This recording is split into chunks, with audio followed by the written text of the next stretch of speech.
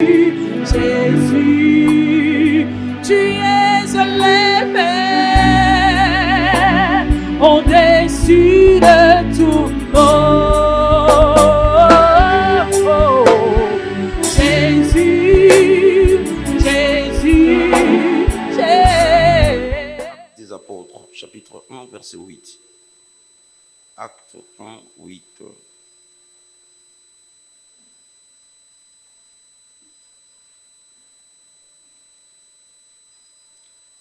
Donnez-nous lecture, s'il vous plaît, Pasteur Rapi. Acte chapitre 1, verset 8, nous lisons au nom du Seigneur Jésus. Mais vous recevrez une puissance, le Saint-Esprit survenant sur vous, et vous serez mes témoins à Jérusalem, dans toute la Judée, dans la Samarie et jusqu'aux extrémités de la terre. Ok. Je reprends le même verset dans la version Louis II pour notre ample gouvernement. Mais vous recevrez une puissance, le Saint-Esprit survenant sur vous, et vous serez mes témoins. Pasteur Papi, ajoute-nous un autre verset. Ésaïe chapitre 59, verset 19. Ésaïe chapitre 59, verset 19. On craindra le nom de l'Éternel depuis l'Occident et sa gloire depuis le soleil levant. Quand l'ennemi viendra comme un fleuve, quand l'ennemi viendra comme un fleuve, l'Esprit de l'Éternel le mettra en fuite. L'Esprit de l'Éternel le mettra en fuite. Amen. Tu peux renchérir encore 1 Jean chapitre 2, verset 27. 1 Jean 2, 27. Pour vous, l'onction que vous avez reçue de lui demeure en vous. L'onction que vous avez reçue de lui demeure en vous. Et vous n'avez pas besoin qu'on vous enseigne. Vous n'avez pas besoin d'être enseigné par des pauvres mortels. Mais comme son onction vous enseigne toutes choses, et qu'elle est véritable et qu'elle n'est point un mensonge, demeurez en lui selon les enseignements qu'elle vous a donnés. Ok. Vérifie s'il y a un voisin à côté. Regarde-le gentiment et poliment avec un maximum de responsabilité prophétique. Parce que là, tu dois libérer une onction. Parle-lui. Prononce des paroles et crois à ces paroles. Des faveurs très favorables. Allons-y. Allons-y. Faites-le bien. Faites-le bien. Sois gentil. Un minimum de gentillesse. C'est bien fait. Ok. Nous pouvons nous asseoir. Merci.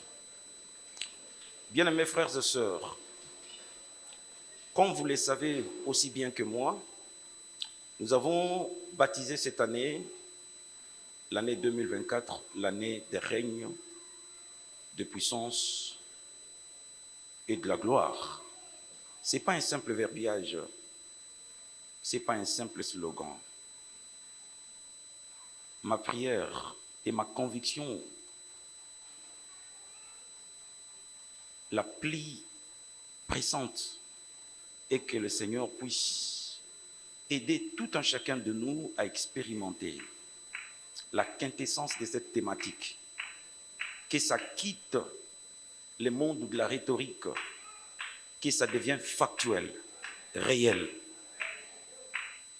Nous voulons le vivre dans les praxis, dans le vécu quotidien. Nous voulons être accompagnés par cette triple dimension de la bénédiction que le Seigneur a octroyée au cours de cette année. L'autre fois, nous avons eu à disséquer les trois mots importants de notre thématique, entre autres les règnes, la puissance et la gloire. Et nous avons eu, à la mesure du possible, de partager avec nous sur les règnes. Aujourd'hui, nous allons devoir partager avec les éminents enfants de Dieu sur la puissance. Le mot puissance vient du grec dynamis. Ça veut dire autorité, force qui vient d'une source qui a la capacité autorégulatrice, une source intarissable des forces, des capacités, de l'autorité,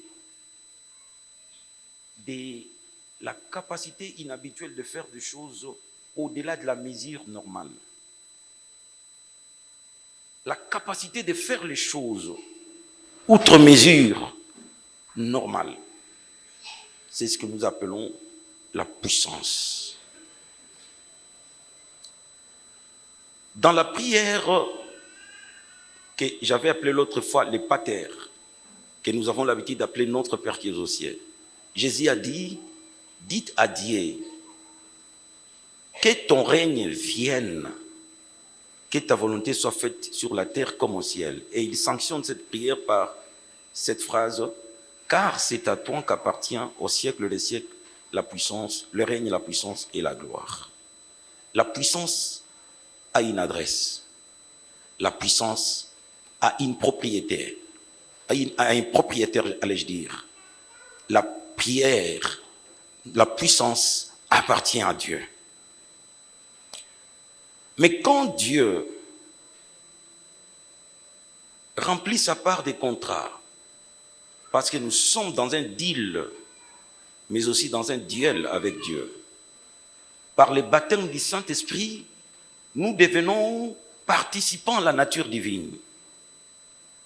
Et le Seigneur a le devoir sacré de conférer en nous sa puissance, sa force, son autorité.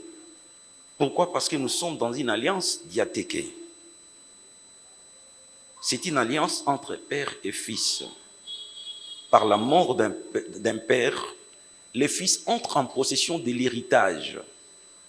Tout ce qui appartenait à son père hier lui appartient. Mais le transfert s'est fait moyennant la mort du testateur.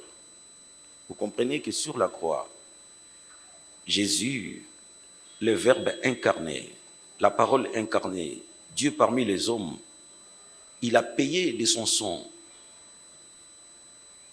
comme rançon de la rédemption. Et il nous a introduits dans une nouvelle alliance. À travers cette alliance, nous sommes devenus cohéritiers avec Christ. Tout ce qui appartient à Dieu et par ricochet qui appartient à Jésus, naturellement revient aussi à nous à travers l'alliance, cette nouvelle alliance de la croix de Golgotha. Dieu a le devoir de nous conférer sa puissance pour nous aider à fonctionner dans la dimension de la divinité dans l'humanité.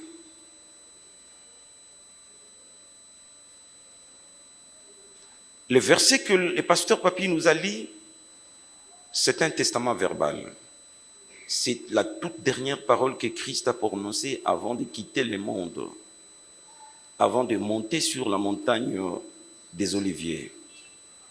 Il dit, mais vous recevrez une puissance. Ce n'est pas quelque chose qui vient en nous, puissance, non.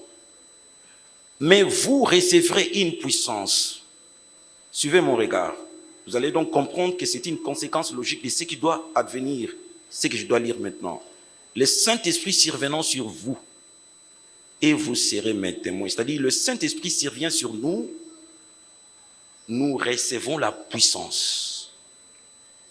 Si je me suis bien compris, le Saint-Esprit nous donne la puissance. Le Saint-Esprit nous donne la compétence. Le Saint-Esprit nous donne le blanc-seing. Le blanc-seing, c'est-à-dire l'autorisation concédée d'avoir tout ce que nous désirons et tout ce que Dieu a disponibilisé pour nous. Le Saint-Esprit en nous, ça nous donne la vitesse de croisière. Le Saint-Esprit en nous, ça nous donne les capacités inhabituelles de faire des choses telles que Dieu lui-même le ferait. Cette capacité-là, c'est ce que nous avons, nous, les pentecôtistes, les évangélites, nous avons l'habitude d'appeler l'onction. L'onction, c'est de l'investiture. L'onction, c'est la confération de la puissance, de la capacité divine qui est dotée à la personne qui est mise à part pour accomplir une tâche sacrée.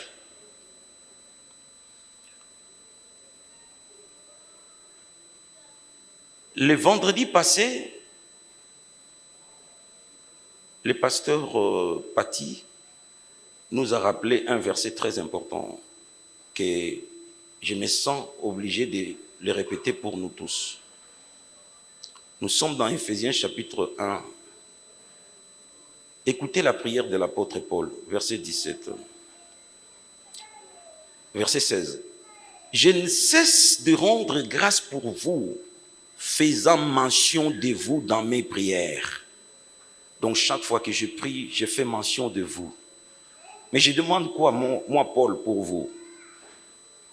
Je fais mention de vous dans mes prières afin que Dieu, notre Seigneur Jésus-Christ, le Père de gloire, vous donne un esprit de sagesse et de révélation dans sa connaissance et qu'il illumine les yeux de votre cœur pour que vous sachiez quelle est l'espérance qui s'attache à son appel, quelle est la richesse de la gloire de son héritage qu'il réserve aux saints, mais encore plus, quelle est envers vous, envers nous qui croyons, l'infinie grandeur de sa puissance.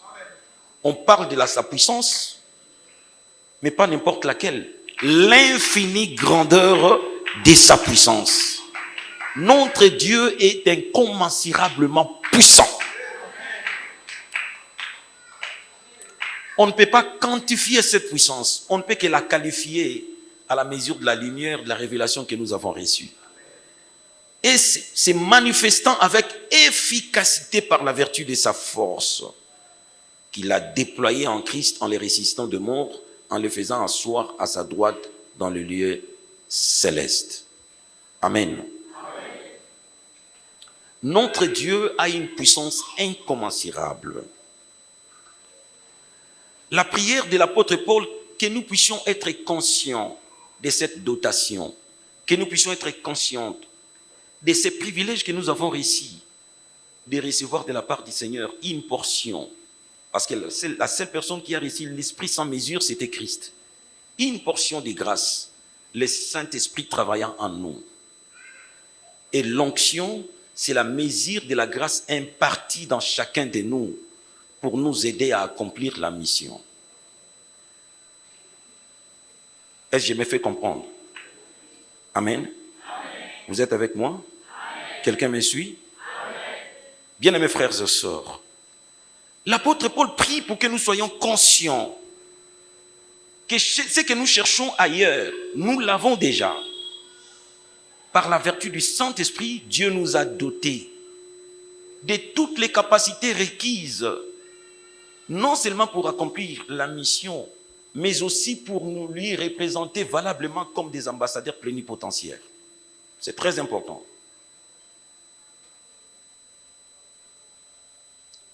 Mais la problématique, ce n'est pas seulement d'être conscient de la dotation, de la grande puissance que Dieu a investie en nous, mais aussi de comprendre les modus operandi de l'esprit, la fonctionnalité de l'esprit en nous. De prime abord, je vais dire à quelqu'un que l'onction du Saint-Esprit, c'est-à-dire la puissance que Dieu a impartie en nous pour vivre la vie chrétienne, pour rendre service à Dieu, pour adorer et continuer à marcher avec lui jusqu'à ce que la mort nous rappelle auprès du Seigneur. Nous devons savoir que l'onction est liée à l'innocence morale. Je vais dire l'innocence morale d'un vierge ou encore d'une vierge sage. Cette innocence morale de la Vierge sage, c'est ce que j'appelle la sanctification. La puissance de Dieu en nous est incompatible avec le péché. La Bible dit, la mouche suit le parfum, ou encore la présence d'une mouche détruit le parfum. Le parfum exhale une odeur répugnante aux insectes comme des mouches. Mais quand la mouche commence à approcher paisiblement le parfum, c'est que le parfum a perdu sa vertu. Le parfum a perdu son odeur. Il y a les odeurs qui attirent. Il y a les odeurs aussi qui répugnent, qui repoussent. Vous voyez? C'est très dangereux. Quand un enfant de Dieu, apparemment utilisé puissamment par Dieu, vit dans l'amalgame avec le péché. Ça peut être normal et tolérable pendant un temps, mais ça ne peut pas rester longtemps. La pourriture va se manifester. Il y a des grands aujourd'hui qui ont détruit toute une génération parce qu'ils ont très mal inspiré la jeunesse. Ils ont été des instruments puissants. Nous avons vu le miracle, nous avons vu les charismes, mais nous voyons de moins en moins les caractères divins qui se manifestent. Il y a une sorte de mélange entre le vrai et le faux, la puissance et la faiblesse, la lumière et les ténèbres, et nous sommes confus. Quand Dieu utilise une personne et qu'il continue à vivre dans la saleté, dans le péché, ça peut inspirer, très mal inspirer, les gens qui croient en lui, les gens qui emboîtent son pas, les gens qui le considèrent comme un modèle référentiel. Et ça peut rester comme ça pendant combien de temps? Ça ne durera pas trop longtemps. La puissance du Saint-Esprit en nous doit se manifester par une vie de sainteté, de crainte de Dieu. Partout où tu es, partout où tu te retrouves. Sache que le Saint-Esprit, qui est la source de notre force, la source de notre puissance, exige l'innocence morale de la virginité, c'est-à-dire marcher dans la crainte de Dieu. Et c'est comme ça que la grâce de Dieu va t'accompagner. Vous avez vu Samson, il était un homme très fort, mais il n'a pas su se maîtriser devant les belles jambes de Dalila. Tous ces combats étaient loin de la mission. On reçoit l'onction pour la mission. La Bible dit, l'Esprit du Seigneur est sur moi. Il m'a oint pour annoncer la bonne nouvelle aux pauvres, pour rendre libres les opprimés, pour proclamer une année de la grâce. On reçoit l'onction pour. On reçoit l'onction pour la mission. Mais Samson avait quitté sa mission. Tous ces combats, il a été programmé. Lui seul, il représentait tout l'arsenal d'Israël. Lui seul, il représentait toute l'armée d'Israël. Il était programmé pour être une machine de guerre et libérer Israël. Malheureusement, il était inconscient de la pertinence de sa mission. Qu'est-ce qui s'est passé? Il se laisse entraîner dans des guerres des femmes. Plus d'une fois, il a combattu. Aussi longtemps qu'il avait encore des yeux, c'était pour les combats des femmes. La seule fois qu'il a combattu pour accomplir la mission, c'était lorsqu'il était devenu aveugle, emprisonné. Et c'est alors qu'il a prié. Seigneur, ne serait-ce que pour cette fois-ci, donne-moi la puissance, donne-moi la force de tirer vengeance à mes ennemis et de libérer ton peuple. Cette fois-là, il n'a pas si compté sur ses propres ressources. Il n'a pas considéré ses muscles. Il a considéré la grâce de Dieu. Il a prié, non pas pour gagner l'amour d'une femme, il a prié pour libérer son peuple. Il a remporté la partie. Il a gagné les combats. Il a bâti à plate couture tous ses adversaires. En un seul jour, il a exterminé presque toute l'élite des Philistins. Malheureusement, il n'a pas eu le temps de célébrer sa victoire. Malheureusement, il n'a pas eu le temps de célébrer sa victoire. C'était la seule victoire qu'il a remportée pour Dieu. Mais pendant tout ce temps qu'il était devenu aveugle, on l'a transformé en un bouffon. Un bouffon, c'est un objet de moquerie, un objet de cirque. C'est comme ça que nous avons des grands prophètes des nations qui passent à la longueur de la journée leur temps aux réseaux sociaux pour ne raconter que des bobards. Ils parlent pendant une heure du temps sans évoquer un seul verset de la Bible. Ils sont devenus l'objet de moqueries. Ils ont pas mal de vie quand ils passent. Ils ont de l'audience. Mais l'audience pour dire de vanité. L'audience pour simplement pourrir l'œuvre de Dieu. L'audience simplement pour salir le nom du Christ et donner aux païens ennemis de la croix l'occasion d'insulter Christ et ses fidèles. Faites attention. Nous avons la grande puissance, mais cette puissance est très exigeante. Elle est incompatible au péché. Quand vous marchez dans la sainteté, vous êtes en train d'alimenter encore davantage, d'élargir votre marge de manœuvre et de rajouter encore une nouvelle dose de puissance. C'est ça le mode opératoire du Saint-Esprit. Ce n'est pas seulement question d'être conscient que nous avons la grande puissance de Dieu en nous. Ce n'est pas un verbiage. C'est une réalité qu'on doit vivre au quotidien. Le Saint-Esprit est trop exigeant. La Bible dit, n'attristez pas le Saint-Esprit. N'attristez pas le Saint-Esprit. N'attristez pas le Saint-Esprit. Ne vous enivrez pas de vin, c'est de la débauche. Soyez au contraire remplis. Il y a 3 dimensions de l'onction, bien-aimés frères et sœurs. Il y a l'onction de Dieu sur nous. L'onction de Dieu en nous. L'onction de Dieu avec nous. Jésus a dit, l'Esprit du Seigneur est sur moi. Quand il fait ses discours-programmes, il était dans une synagogue à Nazareth. Là, il a déjà dépassé l'étape d'être rempli du Saint-Esprit. Il était déjà au Jourdain, le ciel s'est ouvert. Il y a eu les témoignages divins. Le Saint-Esprit s'est manifesté visiblement dans la théophanie d'un oiseau qui descendait. Il est rentré dans le désert pour prier pendant 40 jours et 40 nuits et il en est sorti revêtu de l'Esprit. Ici, il prononce son tout premier discours en tant que le Messie. Il donne le programme du Messie. L'Esprit du Seigneur n'est pas en moi, mais sur moi. Et pourtant, les jours du baptême, le Saint-Esprit était en lui. Et quand il est sorti, le Saint-Esprit était sur lui, revêtu de l'Esprit. Le Saint-Esprit sur nous, c'est le revêtement de l'Esprit. C'est ça l'onction pour la mission. Tu es baptisé du Saint-Esprit, je n'en disconviens pas. Mais tu as besoin d'un revêtement. Jésus est entré dans le désert rempli du Saint-Esprit. Il est sorti du désert revêtu de l'Esprit. Sentez cette nuance. Cette nuance est très importante.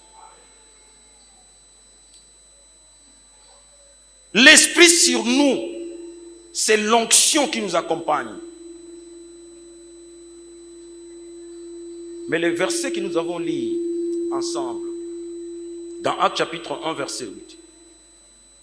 Mais vous recevrez une puissance.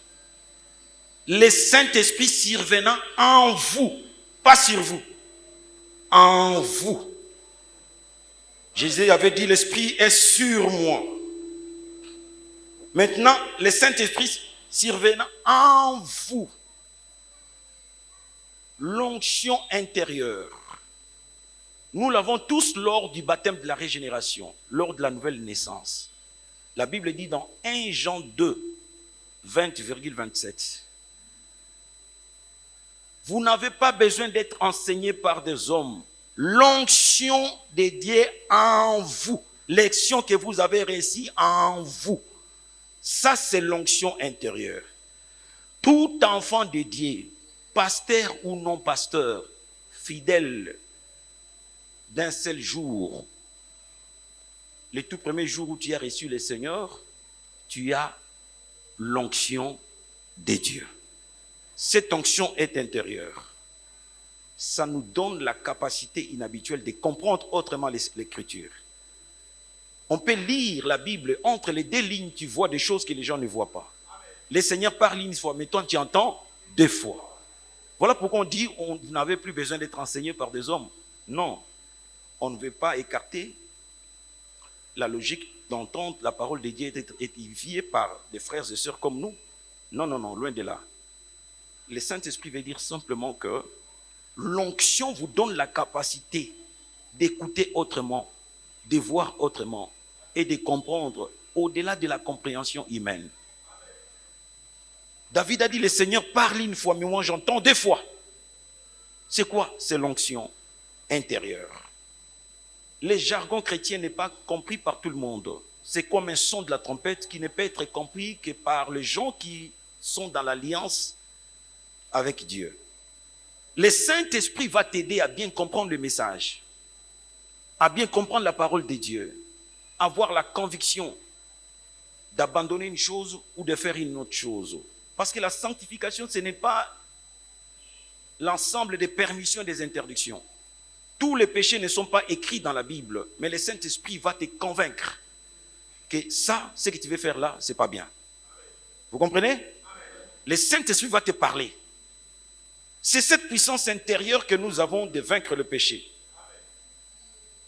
de prévenir le danger et d'emprunter un autre chemin, de voir venir le diable et les séducteurs, de détecter des faux. Cette capacité-là, c'est l'onction intérieure que nous avons tous reçue. Mais il y a aussi la troisième dimension, Dieu avec nous, le Saint-Esprit avec nous.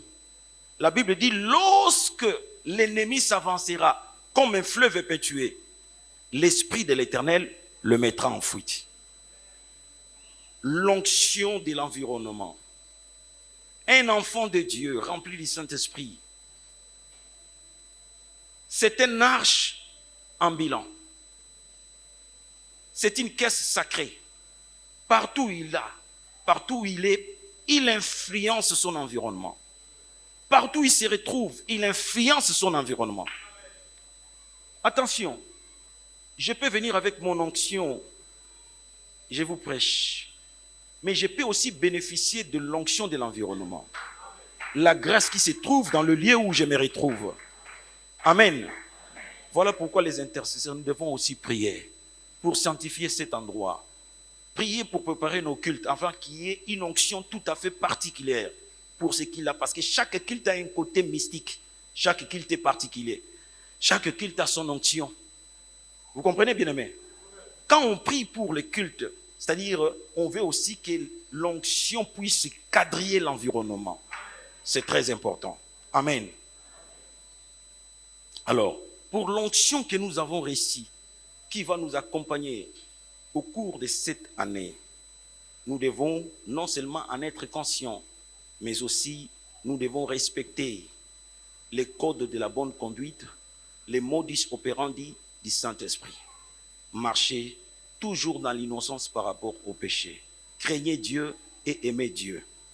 Deuxièmement, nous devons, pour manifester cette puissance de Dieu, nous devons savoir payer le prix. L'onction est très exigeante. Elle nous pousse à payer le prix pour être utilisée avec efficacité, avec acuité, avec élégance par le Saint-Esprit. Bien-aimés frères et sœurs, lisons dans Matthieu chapitre 25, verset 9. Matthieu chapitre 25, verset 9. Nous prenons une petite partie de la parabole des vierges. Lis-nous seulement un petit morceau là. Verset 9. Les sages répondirent, non, il n'y en aurait pas assez pour nous et pour vous. Allez plutôt chez ceux qui en vendent et achetez-en pour vous. Ah, c'est parmi les paraboles les plus populaires de la Bible. Le Seigneur nous a proposé cette parabole pour nous montrer ce qui va advenir juste à l'avènement du Seigneur. Les vierges folles et les vierges sages étaient en train d'entendre l'avènement de l'époux. Du coup, on cria, voici l'époux. Les vierges sages se sont réveillées, ils ont préparé leurs lanternes. Les vierges sages, les vierges folles sont venues, elles ont été conscientes de leur négligence. Maintenant, ils voulaient se rattraper. Donnez-nous aussi de votre huile. Nous voulons éclairer nos lampes. Elles ont eu la conscience. Malheureusement, l'huile, on ne la donne pas.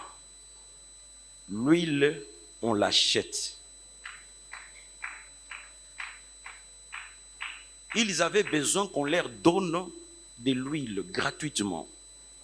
L'onction ne se donne pas gratuitement. N'allez pas au Nigeria pour aller chercher l'impactation. Ça ne se passe pas comme ça. Vous voyez? La source de l'onction n'est pas encore tarie. Elle est encore disponible. Au lieu d'aller chercher une petite portion dans les seaux que l'autre avait puisé, allez à la source. Il y a encore de la provision. Il y a encore d'abondante. Il y a encore de l'eau abondante. Les vierges sages ont dit non, ça ne se passe pas comme ça. Avec l'onction, on ne donne pas gratuitement. On achète. Allez chez ceux qui en vendent et achetez-en pour vous. Vous comprenez? L'onction, allez toucher. Oui, il y a une grâce qui va vous impacter. Mais ça ne restera pas longtemps. Pour que ça dure longtemps, il faut payer les prix. Il faut payer le prix. Le prix se paye par la prière, par les jeûnes, par le sacrifice. Jésus, lors de son baptême d'eau, qui s'est fait concomitamment avec le baptême du Saint-Esprit. Quand il recevait son baptême d'eau, le ciel s'est ouvert et le Saint-Esprit est descendu sous forme d'une colombe. Il était rempli du Saint-Esprit.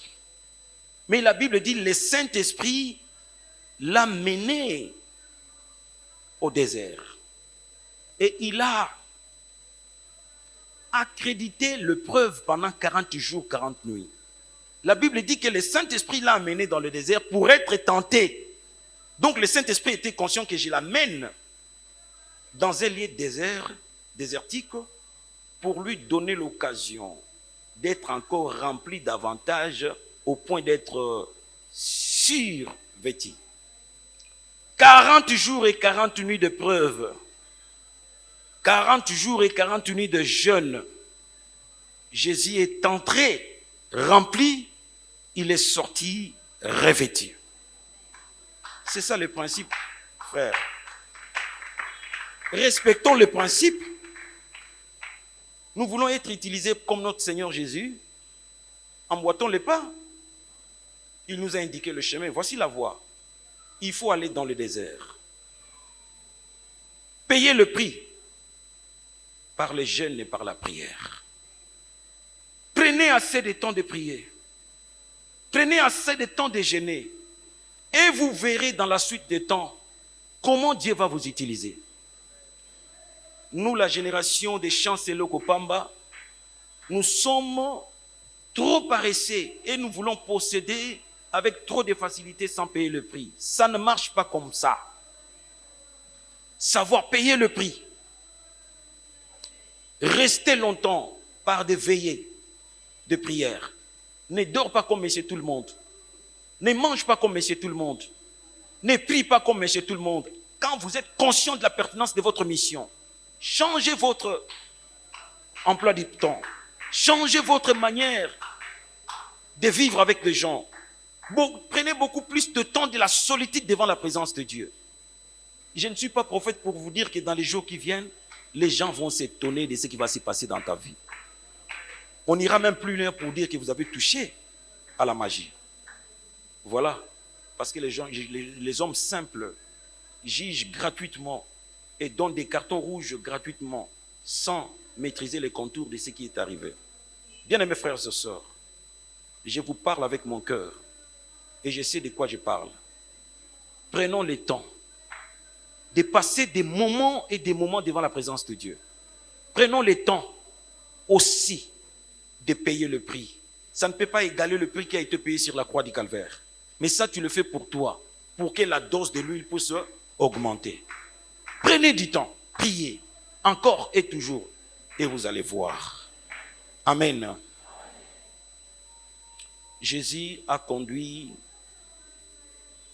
Pierre, Jean et Jacques sur la montagne d'Hermon. Ils ont vu la lumière resplendissante qui sortait de lui lors de la transfiguration. Ils ont vu sa gloire, ils ont été témoins de sa gloire. Il prend toujours le toit là, il l'amène à Gethsémane. À Gethsémane, ils ont vu la faiblesse du Christ. Lui qui a l'habitude de prier toute la nuit pour les autres, il demande aux autres de prier pour lui, ne fût-ce qu'une heure, dit-on. Lui qui soutient les gens, il demande le soutien des pauvres messieurs qui étaient encore en stage. Il est tombé par 3 fois et il a pleuré dans la prière. Ils ont vu la faiblesse du Seigneur. Pas la faiblesse par rapport au péché, la faiblesse de la nature. Et sur la croix, ils ont vu comment Christ a été humilié, dénudé, et il est mort comme un brigand. Pourquoi les 3 là devaient être témoins? Parce que c'est eux qui devaient devenir les 3 piliers de l'Église. Les 3 piliers de l'Église, c'était Pierre, Jean et Jacques. Ils devaient expérimenter ces dimensions-là. Il n'y a pas de gens qui étaient plus glorieux que ces 3-là. Après 14 ans, Paul a fait des efforts pour rencontrer ces 3-là, pour avoir leur quitis et pour avoir leur main d'association. Il est venu à Jérusalem pour rencontrer Pierre, Jean et Jacques, qui étaient regardés comme des piliers. Ils ne sont pas devenus piliers gratuitement. Ils ont vu l'expérience de l'Hermon. Ils ont vu l'expérience de Gethsémane. Ils ont vu l'expérience de Golgotha. Quand vous entrez dans le parvis, là où on consume les sacrifices, on appelle ça l'autel d'Holocauste. La grille où l'on pose les sacrifices se retrouve à une hauteur de 75 cm, un coudé et demi, 75 cm.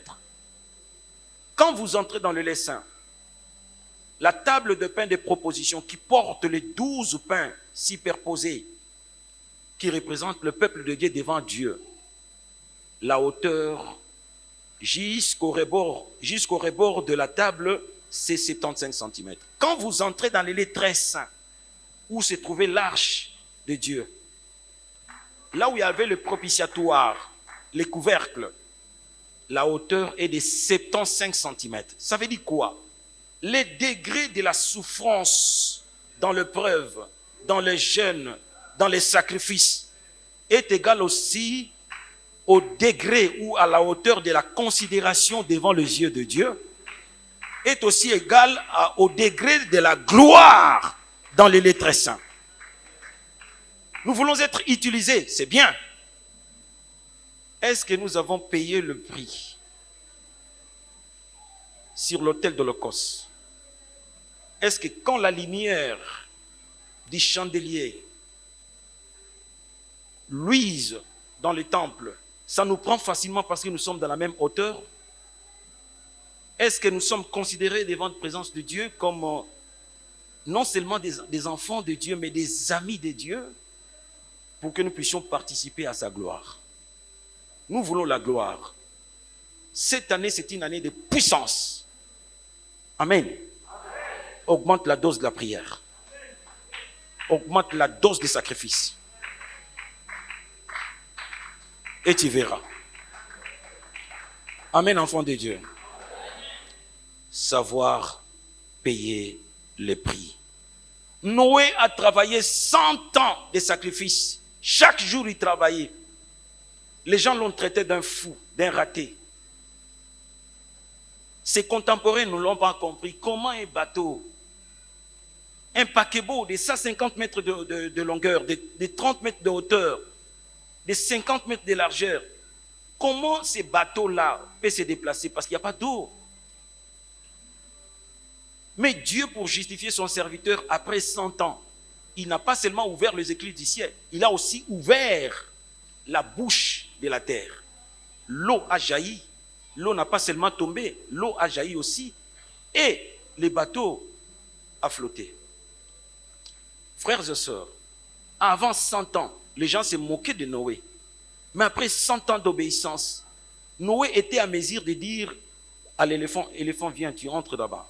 Et il obéit. C'était comme le jour du jardin d'Éden, les jours de l'innocence d'Adam. Il pouvait parler avec le serpent, il pouvait parler avec les animaux.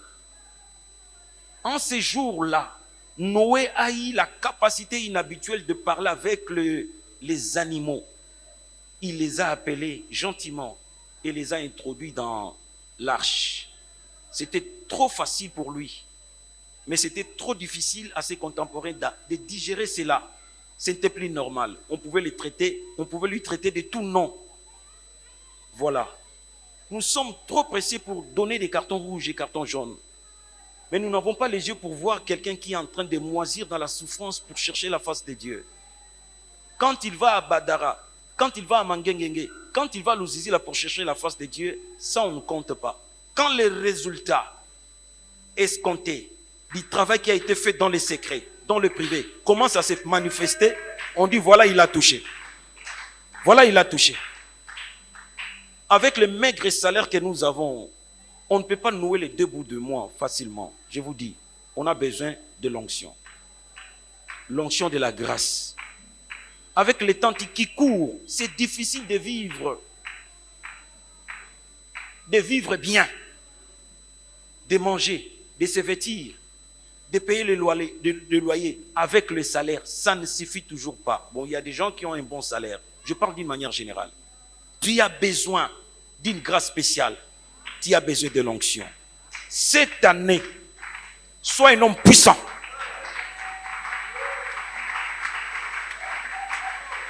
David a dit, ton Dieu ordonne que tu sois puissant. Et vous savez la source de la puissance.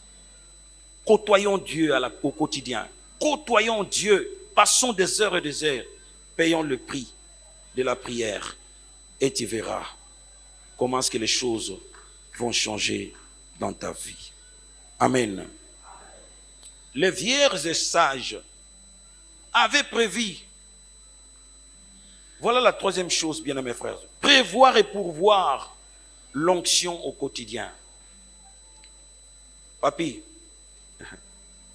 tu ne dois pas prier 2 heures du temps parce que tu as prédication. Tu dois prévoir et pourvoir l'huile. Parce qu'il y a une éventualité que l'huile devienne rare. On ne sait pas le jour où le pouls va venir. Mais ce qui est sûr, il va venir. Alors, le vierge sage avait déjà prévu une portion d'huile pour faire face éventuellement au jour où on va leur annoncer que l'époux est là. Les vierges sages se sont contentées de festoyer. Elles attendaient le mari, mais tout en étant distraits. Il n'y avait pas de la provision. Les choses vont se passer d'une manière extraordinaire, si et seulement si nous avons eu le temps de nous préparer avant que les choses n'arrivent. Et la provision. Les prières que nous faisons chaque jour, c'est une provision. David étant devenu roi, il n'avait plus assez de temps pour composer, mais il avait une provision de la forêt. Il a passé tellement de temps à la forêt qu'écrire un cantique, ce n'était plus un problème. J'ai vu Adi Nabal. Nous sommes allés quand on faisait notre travail de fin de TID. On a passé le temps avec lui, on lui a posé pas mal de questions. Il avait campagne d'évangélisation le soir. Il n'a pas eu le temps de prier, il ne faisait que rire et rigoler, parler. Au stade municipal ici. Allez voir. Il était sur une chaise roulante lui-même.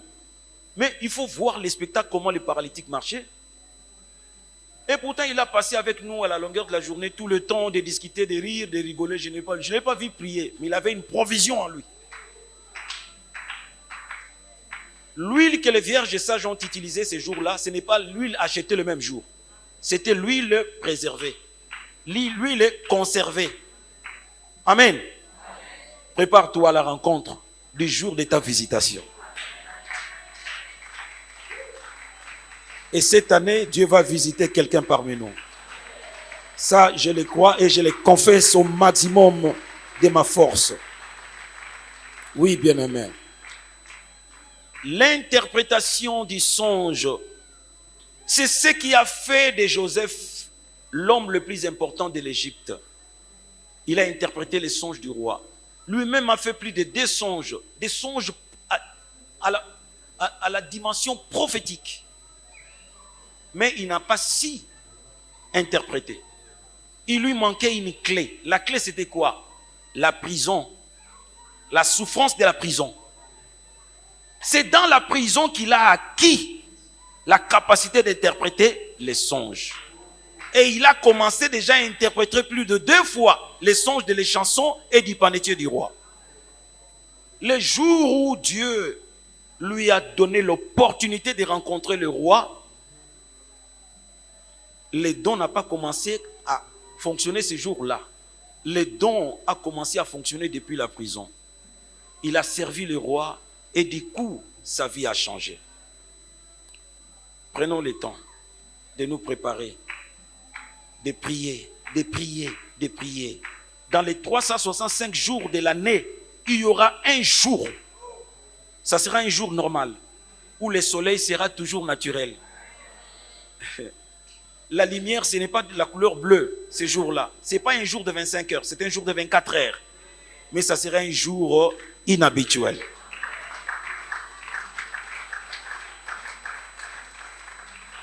Je parle à quelqu'un? Prépare-toi à la rencontre du jour de ta visitation. Parce que les choses seront autrement ce jour-là. Prie encore et toujours. Et tu vas rencontrer le Seigneur ce jour-là. Et tu seras servi. Amen. Pour clôturer, la puissance de Dieu nous donne la vitesse de croisière. Ça va nous mettre en compétition avec le plus valeureux que nous, avec le plus qualifié que nous. Élie a couru sans monter sur un cheval, sans monter sur un mulet. Il a couru avec Akab qui était sur un cheval. Et il a dépassé Akab. Il était plus vite qu'Akab. Qui ne sait pas que l'animal le plus agile, c'est le cheval. Dans cette compétition, Akab avait de l'avantage sur Élie. Il était sur un cheval. Le cheval, c'est l'animal le plus agile, le plus rapide. Mais Élie l'a dépassé. La puissance du Saint-Esprit te mettra en compétition avec le plus riche que toi, le plus fort que toi, le plus valeureux que toi, le plus qualifié que toi, le plus diplômé que toi. Et toi, tu auras de la vitesse. Amen. Isaac seul, contre toute une nation, il les a bâtis à plate couture. Tout le monde le craignait parce qu'il est devenu puissant. Il est devenu encore puissant, plus riche, puissamment riche. Il était seul. Il n'avait pas un membre de famille à côté de lui. Seul avec sa femme, il n'avait même pas d'enfant. Seul contre une nation. Il était plus puissant qu'une nation, plus riche qu'une nation. On l'a chassé plus de 2 fois et on l'a côtoyé pour demander pardon et pour demander la main d'association. Ne vous en faites pas. Qu'ils soient nombreux le nombre de tes ennemis, toi seul tu seras puissant.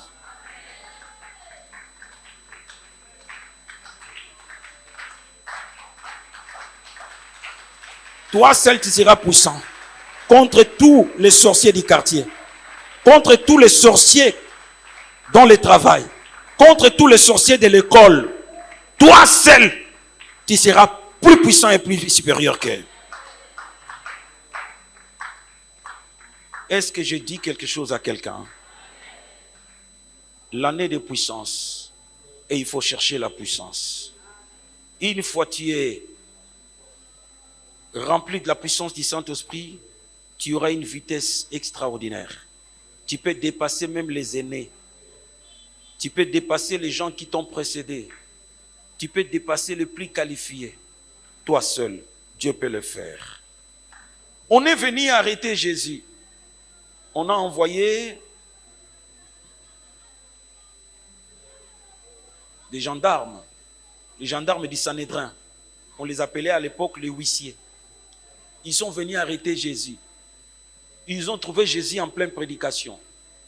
Par courtoisie, donc bon, ça va, on les laisse d'abord prêcher. Et on va l'incarcérer après. Jésus est en train de parler. Non, il ne parlait pas comme monsieur tout le monde. Il a investi 40 jours et 40 nuits pour commencer à parler aux gens. Et il prenait toute une nuit pour prier et préparer ses journées. Il ne peut pas parler comme monsieur tout le monde. Jésus était en train de parler, les huissiers se sont regardés, non, non, non, non. Jamais homme n'a parlé comme cet homme. Et comme si cela n'était pas suffisant, les jours où on est venu arrêter Jésus, cette fois-là, on l'a arrêté vraiment. Il sortait de Gethsemane. Il venait de prier, il est tombé plus de 3 fois devant la présence de Dieu. Et on vient le chercher avec Judas. Nous cherchons Jésus. Le Seigneur a posé la question, mais vous cherchez qui, messieurs? Nous cherchons Jésus, qu'on appelle le Christ. Mais c'est bien moi. Quand il a dit seulement, c'est bien moi. Tous sont tombés. Quelqu'un a-t-il déjà lu ces versets? Est-ce vrai ce que je dis là? Ça vient de la Bible. Ah bon? Mais comment vous me regardez comme ça? On vient arrêter Jésus. On demande qui s'appelle Jésus. Il dit c'est bien moi. C'est toi? Brrr, les gens tombent. Ils viendront par un seul chemin. Et ils fuiront par 7 chemins. Ils auront le courage de venir, mais ils vont tomber tous par terre. Ton Dieu ordonne que tu sois puissant. Et c'est comme ça que tu dois fonctionner. Nous sommes dans une guerre des étoiles. Nous sommes dans un monde impitoyable. Un univers impitoyable. Il y a des gens qui ont été bouffés par des sorciers qui n'ont jamais été tes frères et tes sœurs.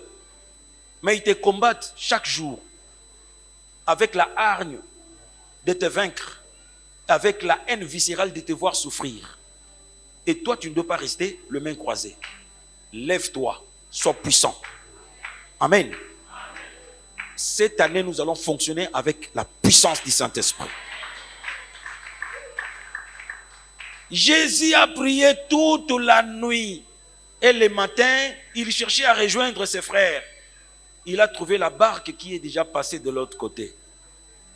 Il n'a pas marché sur l'eau pour faire un miracle. Il marche sur l'eau pour un besoin de la cause. Il voulait regagner ses frères. Il voulait retrouver ses frères. Et il a marché. Pourquoi? Mais il était rempli du Saint-Esprit. Toute la nuit, il a chargé la batterie. Toute la nuit, il a chargé la batterie. Et il a marché sur l'eau. 6 kilomètres, personne ne l'a vu. Ils l'ont aperçu seulement à 200 mètres. Les 6 kilomètres. Quel spectacle! Il a offert le spectacle à la nature. Il ne l'a pas fait pour qu'on puisse le voir. Il ne faisait que marcher. C'est-à-dire qu'il a fonctionné dans la dimension de l'esprit. Il a fonctionné dans la dimension de la puissance. C'est comme ça que nous devons marcher.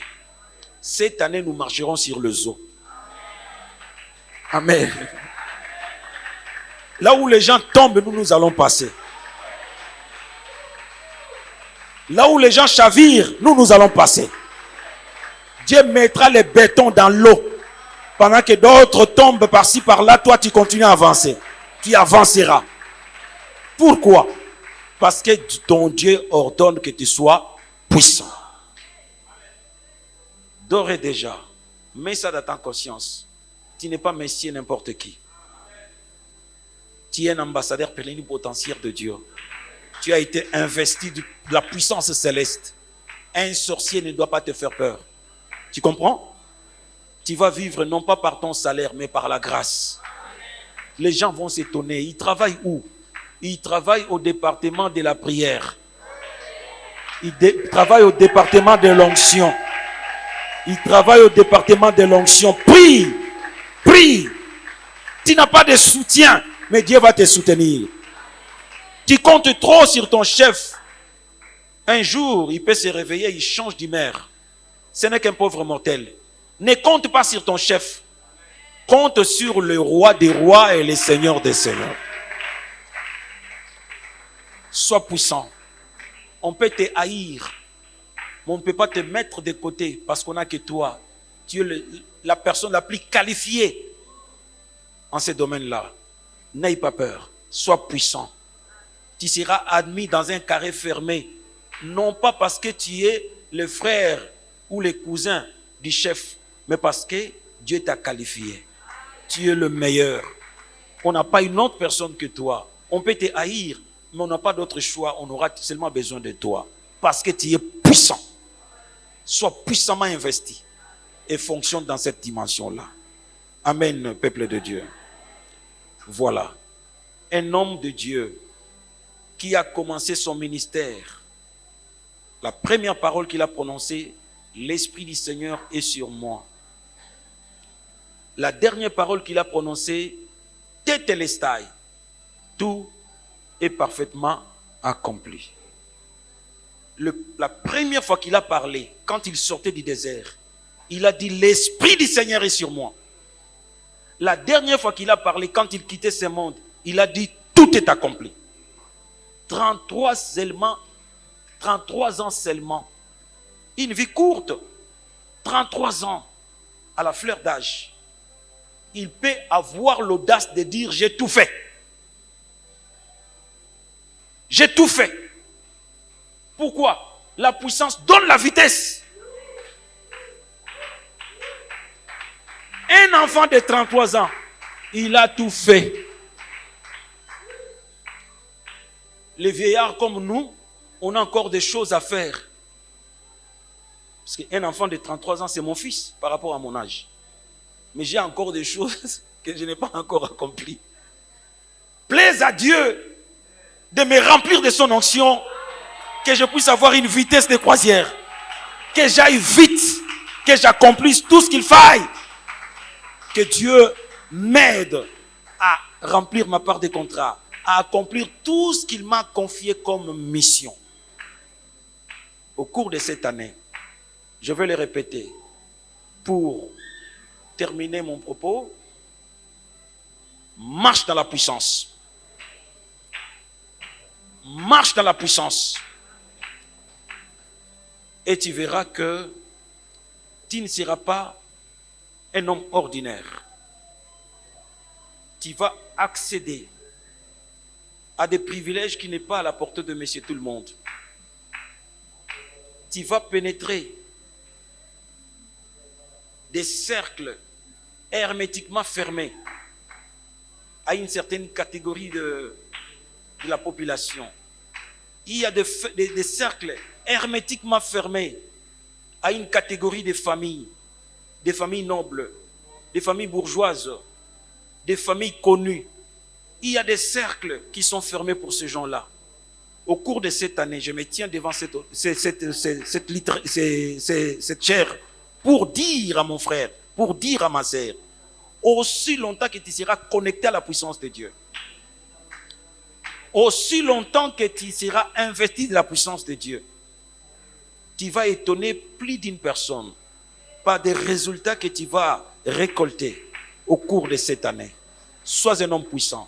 À l'école, paye les sacrifices de la puissance. À l'école, on réussit par les études. Prends le temps de répondre la matière. Prends le temps d'étudier. Passe la nuit tout en faisant la lecture, tout en faisant la révision. Prends le temps. Après le travail, revois encore ce que tu as fait comme travail. Et reproduis encore un travail de qualité demain. Améliore-toi au quotidien. Et tu verras. L'onction et la puissance de Dieu vont t'accompagner. Si c'est impossible d'être le premier, en tout cas, c'est naturel d'être compté parmi le meilleur. Que Dieu bénisse sa parole.